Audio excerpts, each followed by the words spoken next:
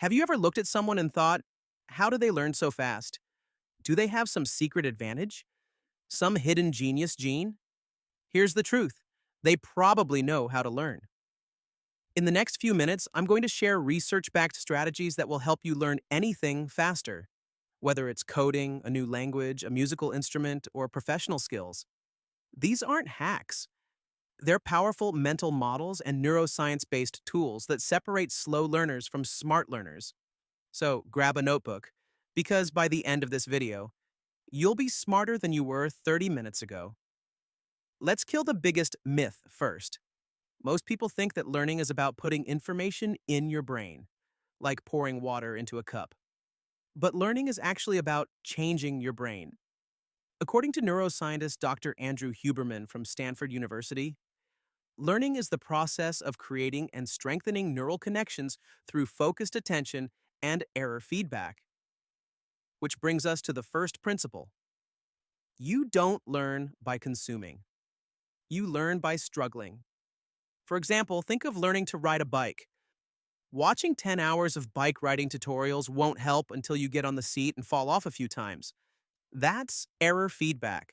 You have to struggle. It's not a bug, it's the feature.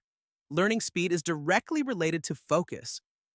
In a study from the University of California, Irvine, researchers found that it takes an average of 23 minutes to refocus after a distraction.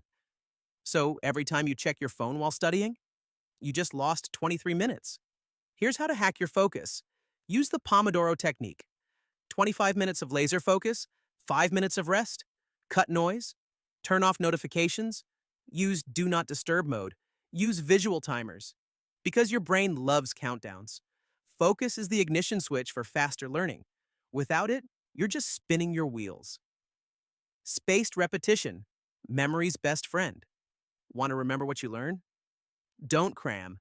Use spaced repetition. According to Hermann Ebbinghaus's forgetting curve, we lose up to 90% of new information within a week unless we review it. Day 1, review. Day 3, again. Day 6, day 12. Each time, the memory sticks deeper.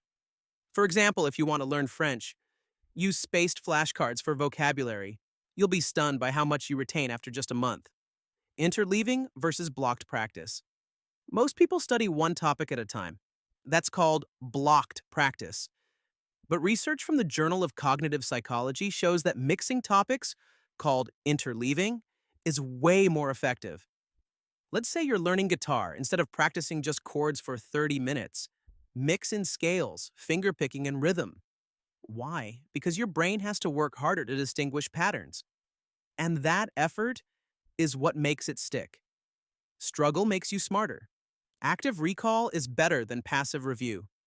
If you're rereading your notes, stop. It feels productive, but it's not effective. Instead, use active recall. Close your book and test yourself on what you remember. Ask yourself, what were the 3 key takeaways from that lecture? Can I explain this to a 10-year-old?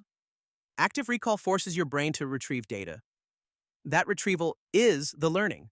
Testing isn't just for exams. It's the workout that makes your memory stronger. Sleep and brain optimization. Here's a powerful but underrated factor: sleep. During deep sleep, your brain consolidates memories. According to a study in Nature Neuroscience, people who slept after learning performed 20% better in memory tests the next day. So, if you're pulling all-nighters, you're sabotaging your learning. Aim for 7 to 9 hours of quality sleep. No screens an hour before bed. Cool, dark room, same bedtime. Your brain will thank you in the morning. Movement fuels the mind. Exercise isn't just for fitness. It boosts learning too. According to Harvard Medical School, aerobic exercise increases BDNF, brain-derived neurotrophic factor, a protein that supports neuroplasticity. In short, moving your body helps you build a smarter brain. Even a brisk 20-minute walk before study time can enhance attention and memory. So next time you're stuck on a problem, take a walk. Your brain might solve it while you move. Learn by teaching. If you want to master a subject, teach it. This is called the Feynman Technique, named after Nobel Prize-winning physicist Richard Feynman. First learn a topic, then try explaining it in simple language. Finally, find gaps. Go back. Simplify more. After learning a new concept, grab a friend or talk to a mirror. Try to teach it like you're teaching a beginner. If you can't explain it simply, you don't really understand it. Emotional triggers and storytelling. Emotion enhances memory. A study from McGaw and Cahill showed that emotionally charged information is remembered better. That's why storytelling works. Attach emotions to what you learn: curiosity, surprise, even humor. Instead of memorizing random dates in history, picture the drama, the stakes, the emotions, turn it into a story, and your brain will hold on to it. The 80-20 of skill acquisition. Author Tim Ferriss popularized the idea that 20% of what you learn gives you 80% of the results.